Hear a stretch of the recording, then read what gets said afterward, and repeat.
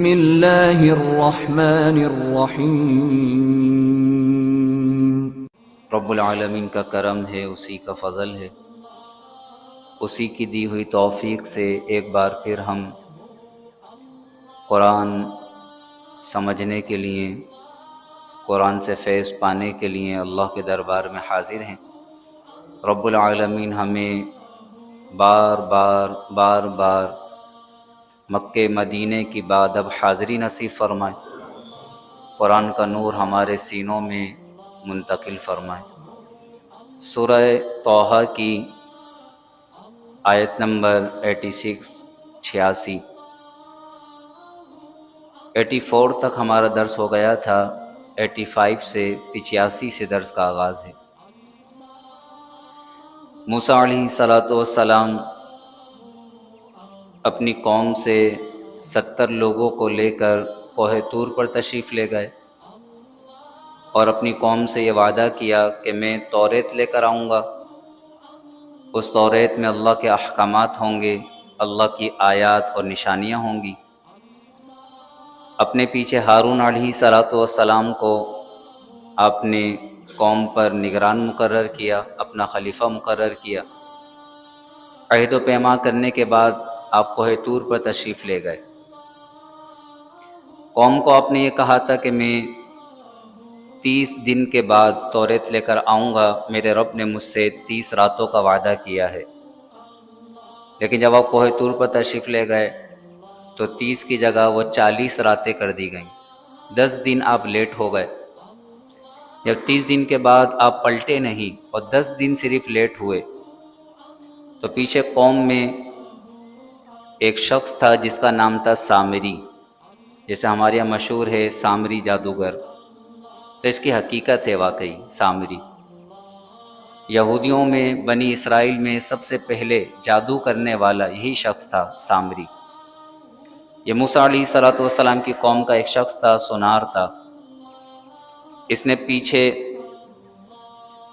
ایک بچھڑے کو بنایا اور بچھڑے کے اندر اس نے حضرت جبریل امین کی گھوڑی کے قدموں سے خاک لی تھی، وہ خاک لے کر اس بچھڑے کے منہ میں ڈالا تو وہ بچھڑا آواز نکالنے لگا، زندہ ہو گیا۔ اور پھر اس نے قوم سے کہا کہ موسیٰ علیہ السلام اپنے رب کو کوہ طور پر تلاش کر رہے ہیں، دیکھو ابھی تک وہ آئے نہیں، اور ان کا رب، ان کا معبود تو ہمارے درمیان آ گیا ہے، یہی موسیٰ کا رب ہے، اس کی عبادت کرو۔ تو صرف 10 دن لیٹ ہوئے اور بنی اسرائیل جو 6 لاکھ کی تعداد تھی، سوائے 12,000 کے باقی سارے کے سارے بچھڑے کی پوجا میں مشغول ہو گئے۔ ہارون علیہ السلام نے انہیں روکا، منع کیا، لیکن ان کے منع کرنے کے باوجود یہ رکے نہیں۔ اس واقعے کو بیان کیا جا رہا ہے۔ یہاں موسیٰ علیہ السلام کوہ طور پر رب سے ہم کلام ہیں، توریت عطا کی جا رہی ہے 40 راتوں کے بعد۔ قال، اللہ نے فرمایا، منظر کیا ہے؟ موسیٰ علیہ السلام 70 بنی اسرائیل کے ساتھ کوہ طور پر ہیں اور پیچھے مصر میں آپ کی قوم بچھڑے کو معبود بنا کر اسے پوج رہی ہے۔ تو اللہ نے اب کوہ طور پر موسیٰ علیہ السلام سے یہ کلام فرمایا۔ قال، اللہ نے فرمایا، فَإِنَّا قَدْ فَتَنَّا قَوْمَكَ،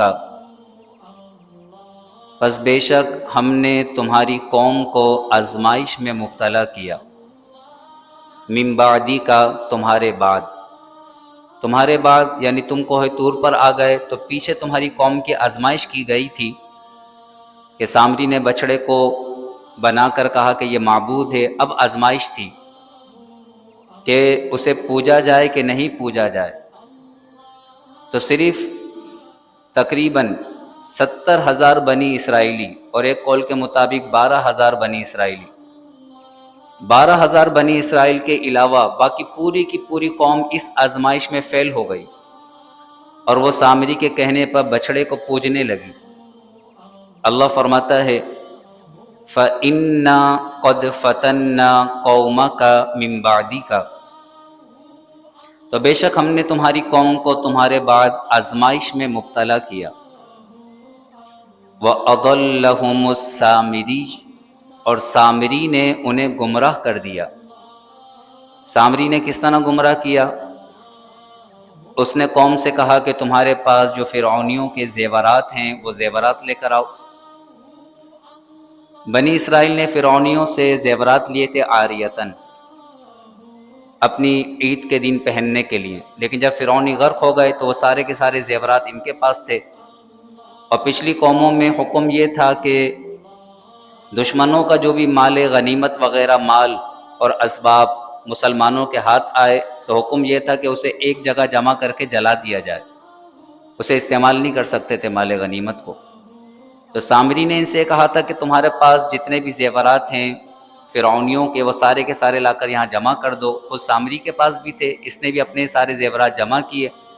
تھا یہ سونار، اس نے ان زیورات کو پگھلایا، پگھلا کر اس نے ایک بچھڑے کی صورت بنائی، اور بچھڑے کی صورت بنانے کے بعد جب فرعونیوں کو غرق کیا جا رہا تھا، جبریل امین اپنی گھوڑی پر تشریف لے کر آئے تھے، تو سامری نے یہ منظر دیکھا تھا کہ جہاں جبریل امین کی گھوڑی کے قدم پڑتے ہیں فوراً وہاں پر سبزہ اگ آتا ہے، فوراً وہاں پر سبزہ اگ آتا ہے۔ تو سامری سمجھ گیا تھا کہ ان کی گھوڑی کے قدموں کے اندر زندگی کی تاثیر ہے، تو اس سامری نے وہاں سے مٹی اٹھا لی تھی اور اسے اپنے پاس محفوظ کر لیا تھا۔ بچڑا بنانے کے بعد اس نے جب وہ مٹی اس کے منہ میں ڈالی بچڑے کے، تو وہ گائے کی طرح آواز نکالنے لگا۔ اللہ نے فرمایا وَأَضَلَّهُمُ السَّامِرِي، اور سامری نے انہیں گمراہ کر دیا۔ فَرَجَعَ مُوسَىٰ إِلَىٰ قَوْمِهِ، تو موسیٰ اپنی قوم کی طرف پلٹے، غضبان، غصے میں بھرے ہوئے، غضبان انتہائی غصے میں، ایک ہے غاضب غصہ کرنے والا، اور ایک ہے غضبان، غضبان کے معنی غصے میں بھرے ہوئے۔ جب شریعت کی نافرمانی کی جائے، اللہ اس کے رسول کی نافرمانی کی جائے، تو ایمان کا تقاضا یہ ہے کہ انسان کو غصہ آنا چاہیے کہ ہمارے دین کا مذاق اڑایا جا رہا ہے، ہمارے نبی کا مذاق اڑایا جا رہا ہے۔ اگر ایسی حالت میں بھی انسان کو غصہ نہیں آتا تو پھر اسے یہ سوچ لینا چاہیے کہ اس کی غیرت مر چکی ہے۔ غیرت ایمانی کا تقاضا یہ ہے کہ جب حدود پامال کیے جائیں، نافرمانیاں کی جائیں، تو اس کے چہرے پر غصے کے آثار ہوں۔ اسی کو کہا گیا کہ الحب للہ والبغض للہ، اللہ کی خاطر محبت اور اللہ کی خاطر کسی سے دشمنی، یہ ایسی نعمت ہے کہ اللہ تبارک و تعالی ان پیاروں کو اپنے عرش کا سایہ عطا فرمائے گا۔ غضبان، موسیٰ علیہ السلام انتہائی غصے میں بھرے ہوئے، اسیفہ اور افسوس کرتے ہوئے۔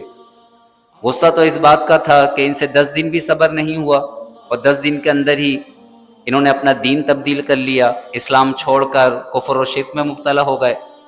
افسوس اس بات کا تھا کہ اب یہ سارے کے سارے قتل کیے جائیں گے، کیونکہ موسیٰ علیہ السلام کی شریعت میں یہی حکم تھا کہ جو اپنے دین سے پھر جائے تو اب اس کی توبہ اس طرح قبول کی جائے گی کہ انہیں قتل کیا جائے گا، انہیں قتل کیا جائے گا۔ اسیفہ، تو آپ کو اس بات کا افسوس تھا کہ اب تو میری پوری کی پوری قوم یہ قتل کی جائے گی، مار دی جائے گی۔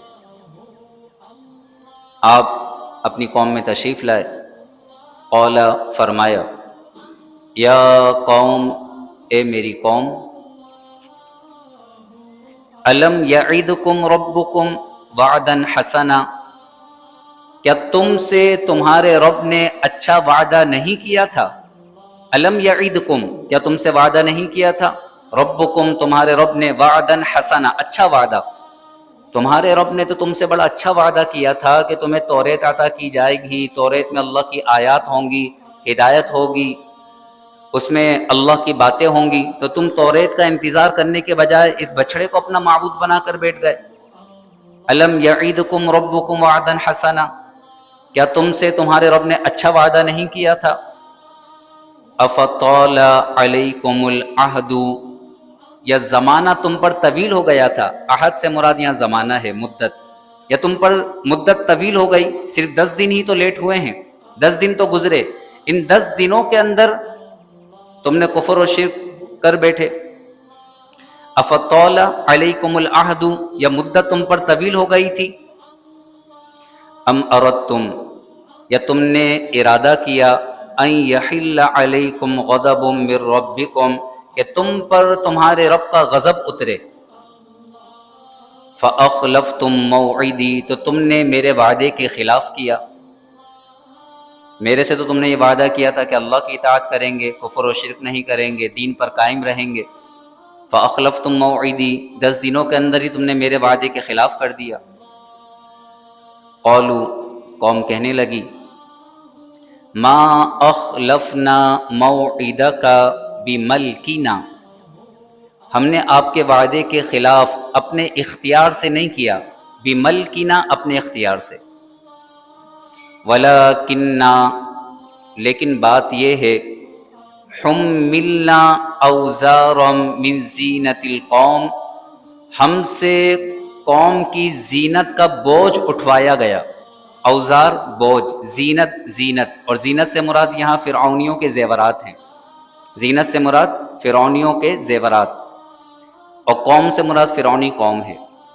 قوم کہنے لگی کہ ہم نے اپنے اختیار سے نہیں کیا. سامری نے ہم سے کہا تھا کہ یہ زیورات ہم استعمال تو کر نہیں سکتے ہیں، تو سارے کے سارے زیورات ایک جگہ جمع کر دو. پھر اس نے انہیں پگھلا کر ان سے یہ بچھڑا بنایا ہے، تو ہم نے اپنے اختیار سے نہیں کیا. سامری نے ہمیں یہ کہا کہ سارے کے سارے زیورات اٹھا کر لاؤ اور یہاں جمع کر دو. وَلَكِنَّا حُمِّلْنَا، لیکن ہم اٹھائے گئے، اوزارا من زینت القوم، قوم کی زینت کے بوجھ، یعنی ہم سے فرعونی قوم کے زیورات کا بوجھ اٹھوایا گیا. فَقَذَفْنَاهَا، پھر ہم نے انہیں ڈال دیا. کہاں ڈال دیا؟ آگ میں. فَكَذَلِكَ أَلْقَى السَّامِرِيُّ، تو اسی طرح سامری نے ڈال دیا. سامری نے بھی اور ہم نے بھی سارے کے سارے زیورات آگ میں ڈالے. آگ میں پگھلا کر سامری نے کیا کیا؟ فَأَخْرَجَ لَهُمْ، تو سامری نے ان کے لیے نکالا، عجلن، ایک بچڑا. عجلن کہتے ہیں بچڑے کو، بچیا بچڑا. عجلن، ایک بچڑا. جسدن، بے جان جسم کا، یعنی جسدن بے جان جسم تھا، وہ سونے کا پگھلا کر سونے کا بچڑا بنایا گیا تھا. جسدن بے جان تھا، لیکن جب سامری نے اس کے منہ کے اندر وہ خاک ڈالی، لہو خوارن، گائے کی طرح آواز نکالتا. خوار کہتے ہیں گائے کی آواز کو. لہو خوارن، گائے کی طرح آواز نکالتا.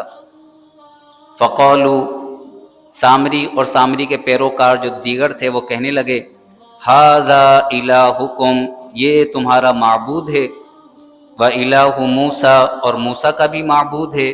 فَنَسِيَ، موسیٰ اسے یہاں بھول گئے ہیں، نعوذ باللہ من ذالک. فَنَسِيَ، تو موسیٰ بھول گئے. وہ کوہ طور پر اپنے معبود کو تلاش کر رہے ہیں. فَنَسِيَ، موسیٰ بھول گئے، معبود تو یہاں آ گیا. اللہ فرماتا ہے، أَفَلَا يَرَوْنَ، کیا وہ دیکھتے نہیں ہیں، أَلَّا يَرْجِعُوا إِلَيْهِمْ قَوْلًا، کہ وہ بچڑا انہیں کسی بات کا جواب نہیں دیتا. یرجع مانے لوٹانا، یعنی اگر یہ بچڑے سے بات چیت کرنا چاہیں تو بچڑا کسی بات کا جواب تو نہیں دیتا. آپ گائے کے سامنے جا کے کھڑے ہو جائیں اور کہیں السلام علیکم، تو گائے آپ کو جواب دے گی؟ وعلیکم السلام نہیں دے گی. گائے کے اندر بات کرنے کی صلاحیت نہیں ہے. تو اللہ فرماتا ہے کہ اس بات پہ غور نہیں کرتے کہ یہ بچڑے سے کلام بھی نہیں کر سکتے. یہ بچڑے سے کوئی بات کہیں تو بچڑا ان کی بات کا جواب بھی نہیں دے سکتا، وہ تو صرف گائے کی آواز نکالتا ہے. افلا یرون الا یرجعوا الیہم قولا، کیا یہ دیکھتے نہیں ہیں کہ وہ بچڑا انہیں کسی بات کا جواب نہیں دیتا. ولا یملک لہم ضرا ولا نفعا، اور نہ ہی وہ ان کے کسی ضرر اور نفع کا مالک ہے. نہ انہیں کوئی ضرر پہنچا سکتا ہے، نقصان پہنچا سکتا ہے، نہ کوئی نفع پہنچا سکتا ہے، وہ تو بچڑا ہے.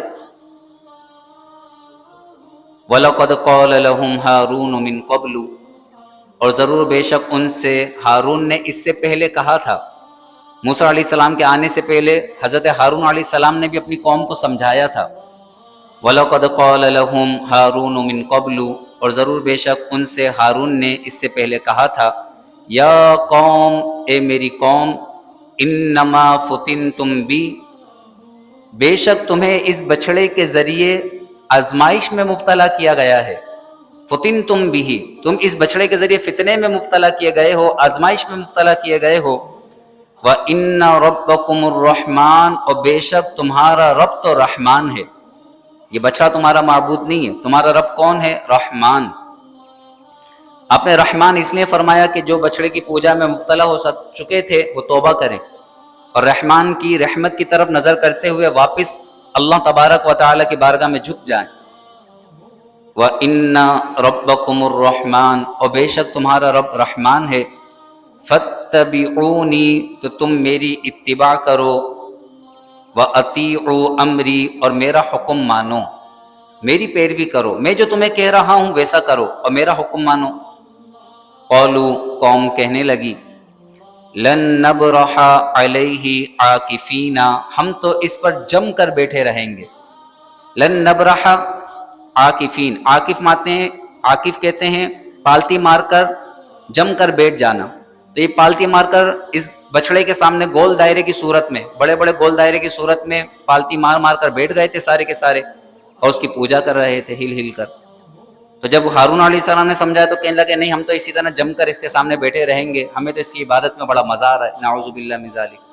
قولوا، قوم کہنے لگی، لن نبرح علیہ عاکفین، ہم تو اس پر جم کر بیٹھے رہیں گے، یعنی اس کی عبادت کرتے رہیں گے، حتی یرجع الینا موسیٰ، یہاں تک کہ موسیٰ ہماری طرف لوٹ آئیں۔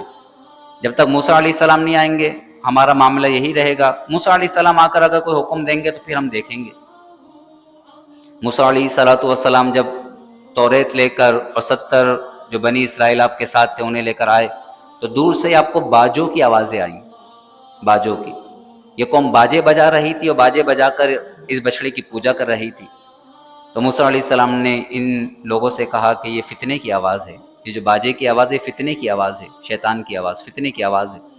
جب آپ تشریف لائے تو دیکھا کہ قوم تو ساری کی ساری گمراہ ہو چکی ہے، اللہ نے پہلے فرما دیا تھا کہ سامری نے انہیں گمراہ کر دیا۔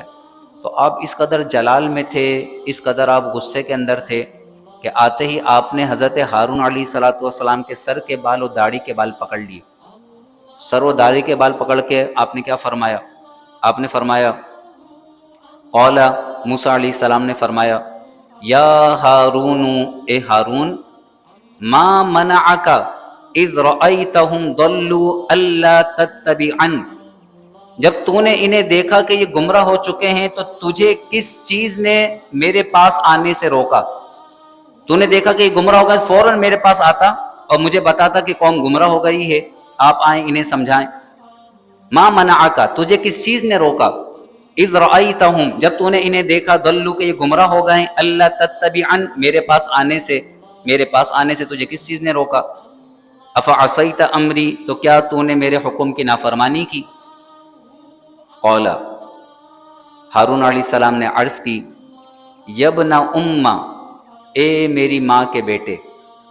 یبن امہ، کہتے ہیں ماں کو، ابن کہتے ہیں بیٹے کو، ملا کر پڑھیں گے تو یبن امہ، یہ اصل میں یا ابن امہ، یا ابن امہ، اے میری ماں کے بیٹے۔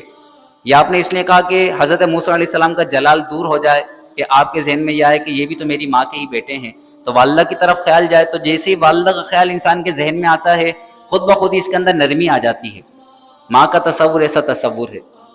تو آپ نے کہا، یبن امہ، اے میری ماں کے بیٹے، لا تأخذ بلحیتی ولا برأسی، آپ میری داڑھی اور میرے سر کو مت پکڑیے، یعنی سر کے بالوں کو، راسن کہتے ہیں سر کو، ولا برأسی، اور میرے سر کو نہ پکڑیے یعنی سر کے بالوں کو۔ لا تأخذ بلحیتی ولا برأسی، آپ میری داڑھی اور میرے سر کے بالوں کو مت پکڑیے۔ میں آپ کے پیچھے کیوں نہیں آیا؟ تو آپ نے وجہ بیان کی۔ آپ عرض کرنے لگے، اگر میں آپ کے پیچھے آتا تو یہ جو 12,000 الگ ہو گئے تھے جنہوں نے عبادت نہیں کی اور باقیوں نے پوجا کی، تو مجھے خوف اس بات کا تھا کہ یہ 12 کے 12,000 اور ان کے درمیان جنگ ہو جاتی اور ایک بڑی خون ریزی ہو جاتی، تو میں نے ان 12,000 کو سنبھال کے رکھا، روکے رکھا کہ آپس میں جنگ نہ ہو۔ اگر میں آپ کے پیچھے چلا آتا تو پیچھے پھر خون ریزی ہو جاتی، پھر آپ مجھ سے کہتے کہ تم نے انتظار کیوں نہیں کیا، اور تم نے قوم کے اندر فرقہ بازی کرا دی کہ سارے کے سارے آپس میں لڑ کے مر گئے۔ تو آپ نے یہ عرض کی، انی خشیتو، میں آپ کے پیچھے اس لیے نہیں آیا، انی خشیتو، کہ بے شک مجھے خوف ہوا، ان تقولا، کہ آپ یہ کہیں گے، فرقت بین بنی اسرائیل، کہ تو نے بنی اسرائیل کے درمیان تفریقہ ڈال دیا، ان دونوں کے درمیان تفریقہ ڈال دیا، یہ آپس میں لڑ پڑے، ولم ترقب قولی، اور تو نے میری بات کا انتظار نہیں کیا، یعنی تجھے چاہیے تھا کہ تو یہیں رکتا اور انہیں لڑنے سے روکتا، تو میں اس وجہ سے آپ کے پیچھے نہیں آیا، میں ان کے درمیان ہی رہا تاکہ ان کے درمیان جنگ نہ ہو جائے۔ موسیٰ علیہ السلام کا غصہ جاتا رہا۔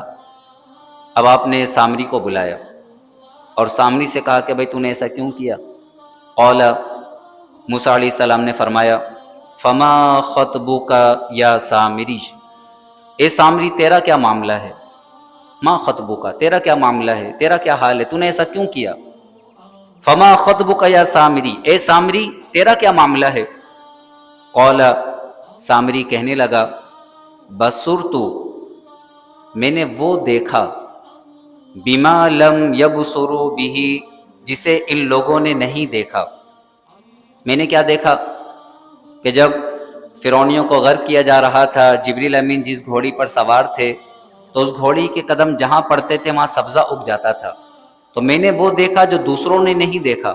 بصرت بما لم یبصروا بہ، میں نے وہ دیکھا جو ان لوگوں نے نہیں دیکھا۔ فقبضت قبضۃ من اثر الرسول، تو میں نے فرشتے کے نشان سے ایک مٹھی لے لی۔ فقبضت قبضۃ، ایک مٹھی بھر لینا۔ فقبضت قبضۃ، تو میں نے ایک مٹھی بھر لی، من اثر الرسول، فرشتے کے نشان سے۔ رسول سے مراد یہاں فرشتے ہیں، جبریل امین، جبریل امین کی گھوڑی کے قدموں سے۔ فقبضت قبضۃ من اثر الرسول، تو میں نے فرشتے کے نشان سے ایک مٹھی بھر لی۔ فنبذتها، پھر اس مٹھی کو اس بچڑے کے منہ میں ڈال دیا۔ فنبذتها، پھر اسے ڈال دیا۔ وَكَذَلِكَ سَوَّلَتْ لِي نَفْسِي، اور اسی طرح میرے جی کو اچھا لگا۔ یعنی یہ جو کچھ کیا ہے میں نے اپنے نفس کے کہنے پر کیا ہے، کسی کے کہنے پر نہیں، کہ مجھے اچھا لگا میں نے ایسا کیا۔ مجھے یہ اچھا لگا کہ میں ایک بچڑا بناؤں اور پھر اس کے منہ میں یہ خاک ڈالوں تو وہ آواز نکالنے لگے۔ میرے جی نے یہ چاہا، تو میرے جی نے جو چاہا میں نے وہ کیا۔ کذالک سولت لی نفسی، نفسی جی، میرے جی کو یہی اچھا لگا۔ موسیٰ علیہ السلام فرمایا، اچھا تیرے جی کو یہ اچھا لگا کہ تو یہ کرے، تو اب تو سن۔ قال، موسیٰ علیہ السلام نے فرمایا، فاذهب، اب تو یہاں سے چلا جا، اب تو ہمارے درمیان نہیں رہ سکتا۔ موسیٰ علیہ السلام نے سب کو کہہ دیا، اب اس سے بات چیت بند کر دو، اس سے ہر تعلق کو ختم کر دو، اب یہ ہمارے درمیان نہیں رہے گا۔ فاذهب، تو یہاں سے نکل جا، اب تو ہمارے درمیان نہیں رہ سکتا۔ فَإِنَّ لَكَ فِي الْحَيَاةِ، اور تیری سزا یہ ہے کہ تو زندگی بھر یہ کہے گا، حیات زندگی، فی الحیات پوری زندگی تو یہ کہے گا، ان تقولا، تو کہے گا، لا مساس، چھونا مت، لا مساس، یہ اس کی سزا تھی۔ موسیٰ علیہ السلام، تو یہاں سے چلا جا، فَإِنَّ لَكَ فِي الْحَيَاةِ أَن تَقُولَ لَا مِسَاس، اب تیری سزا یہ ہے کہ تو زندگی میں یہ کہے گا، لا مساس، چھونا مت۔ موسیٰ علیہ السلام نے کیسی سزا دی کہ اگر غلطی سے کوئی انسان اسے چھو جاتا یا یہ کسی کو چھو جاتا تو دونوں کو شدید بخار ہو جاتا، شدید بخار۔ تو اب یہ سامری کی سزا تھی کہ جو بھی اس کے قریب آنے لگتا تھا یہ کہتا، لا مساس، مجھے چھونا مت، مجھے چھونا مت، کیونکہ جیسے ہی کوئی اسے چھوتا تھا شدید تیز بخار اسے ہو جاتا تھا۔ تو یہ جنگلوں میں نکل گیا اور پھر یہ جنگلوں کے اندر گھومتا گھومتا گھومتا گھومتا اسی کفر کی حالت میں مرا، کفر کی حالت۔ موسیٰ علیہ السلام نے فَاذْهَبْ، تو چلا جا، فَإِنَّ لَكَ فِي الْحَيَاةِ أَن تَقُولَ لَا مِسَاس، بس بے شک تیرے لیے زندگی میں یہ سزا ہے کہ تو کہے گا، لا مساس، چھونا مت۔ وَإِنَّ لَكَ مَوْعِدًا، اور بے شک تیرے لیے ایک وعدے کا وقت ہے، یعنی قیامت، قیامت میں بھی تجھے شدید عذاب ہوگا۔ موعدًا، تیرے لیے ایک وعدے کا وقت ہے، قیامت کا وقت۔ لن تخلف، ہرگز تو اس کے خلاف نہیں کیا جائے گا، اس وعدے سے خلاف نہیں کیا جائے گا، یعنی آخرت میں بھی تجھے شدید سزا دی جائے گی۔ اور جہاں تک تو یہ کہہ رہا ہے کہ یہ تیرا معبود ہے جو تو نے اپنے ہاتھ سے بنایا ہے، تو اب دیکھ تیرے معبود کے ساتھ ہم کیا کرتے ہیں۔ آپ نے اس گائے کو ذبح کیا اور ذبح کرنے کے بعد اس گائے کو ان کے سامنے آگ میں ڈال دیا، وہ آگ میں جلا کر جب بالکل راکھ ہو گئی وہ گائے، تو اس کی راکھ کو ان کے سامنے دریا میں بہا دیا۔ آپ نے فرمایا، وانظر الی الہک، اور تو دیکھ اپنے اس معبود کو، الذی ظلت علیہ عاکفا، جس کے سامنے تو جم کر بیٹھا رہا، عاکفہ وہی جس کی عبادت کے لیے تو جم کر بیٹھا رہا۔ لنحرقنہ، ضرور بضرور ہم اسے جلا ڈالیں گے۔ ثم لننسفنہ فی الیم نسفا، پھر اسے ریزہ ریزہ کر کے دریا میں بہا ڈالیں گے۔ لننسفنہ، کسی چیز کو ریزہ ریزہ کر دینا، جب جلائی گئی تو ویسے ہی وہ خاک ہو گئی، پھر اس ساری کی ساری خاک کو دریا میں بہا دیا۔ ثم لننسفنه فی الیم نسفا، پھر ضرور بضرور ہم اسے ریزہ ریزہ کر کے دریا میں بہا دیں گے۔ پھر موسیٰ علیہ السلام نے اپنی قوم سے فرمایا انما الہکم اللہ الذی لا الہ الا ہو، تمہارا معبود تو اللہ ہے جس کے سوا کوئی معبود نہیں، اللہ۔ انما الہکم اللہ، تمہارا معبود تو اللہ ہے، الذی لا الہ الا ہو، جس کے سوا کوئی معبود نہیں، وسع کل شیء علما، اس کا علم ہر چیز کو گھیرے ہوئے ہے، وسع وسعت والا، کل شیء ہر چیز، علما علم، اس کا علم ہر چیز کو گھیرے ہوئے ہے، کوئی بھی ایسی چیز نہیں ہے جو اس کے علم میں نہ ہو، ہر چیز اس کے علم میں ہے۔ پھر حضور علیہ السلام کو خطاب فرمایا گیا اور ارشاد فرمایا کذالک، اسی طرح نقص علیک من انباء ما قد سبق، ہم آپ پر پہلی خبروں کو بیان کرتے ہیں، نقص بیان کرنا، پڑھ کر سنانا، کذالک نقص اسی طرح ہم آپ پر بیان کرتے ہیں، من انباء خبریں، ما قد سبق گزری ہوئی پہلی خبریں، اسی طرح ہم پہلی خبریں آپ پر بیان کرتے ہیں، وقد آتیناک من لدنا ذکرا، اور بے شک ہم نے آپ کو اپنے پاس سے ذکر عطا فرمایا، اور ذکر سے مراد یہاں ہے قرآن کریم فرقان حمید، ہم نے آپ کو ذکر عطا فرمایا۔ من اعرض عنہ، جو اس سے اعراض کرے گا، اس قرآن پر ایمان نہیں لائے گا، فإنہ یحمل یوم القیامت وزرا، تو بے شک وہ قیامت کے دن بڑا بوجھ اٹھائے گا، اس کے انکار کا بوجھ، کفر کا بوجھ، گناہوں کا بوجھ وہ اٹھائے گا، خالدین فی، اس میں ہمیشہ ہمیشہ رہے گا، وساء لہم یوم القیامت حملا، اور قیامت کے دن ان کا کیا ہی برا بوجھ ہوگا، ساء کتنا برا، حملا بوجھ، وساء لہم یوم القیامت حملا، اور قیامت کے دن ان کا کیا ہی برا بوجھ ہوگا، کن کا بوجھ؟ جنہوں نے اس قرآن کا انکار کیا ہوگا، جنہوں نے قرآن کے احکامات کو جھٹلایا ہوگا، جنہوں نے قرآن کے حقوق ادا نہیں کیے ہوں گے، تو قرآن کے کفر اور انکار اور قرآن کی نافرمانیوں اور قرآن پر عمل نہ کرنے کا بوجھ ان پر لادا جائے گا۔ اور ایک حدیث میں نے پڑھا کہ جو قرآن پر عمل کرنے والا ہوگا، قرآن پڑھنے والا ہوگا، قرآن پر ایمان لانے والا ہوگا، تو قرآن خود حسین و جمیل صورت میں اپنے پڑھنے والے کے پاس آئے گا اور اس کا ہاتھ پکڑ کر اسے اپنے ساتھ جنت میں لے جائے گا۔ تو انسان کو چاہیے کہ قرآن کو وہ اہمیت دے، قرآن اللہ کا ذکر بھی ہے، قرآن ہمارے لیے شرف بھی ہے، فضیلت کا باعث بھی ہے۔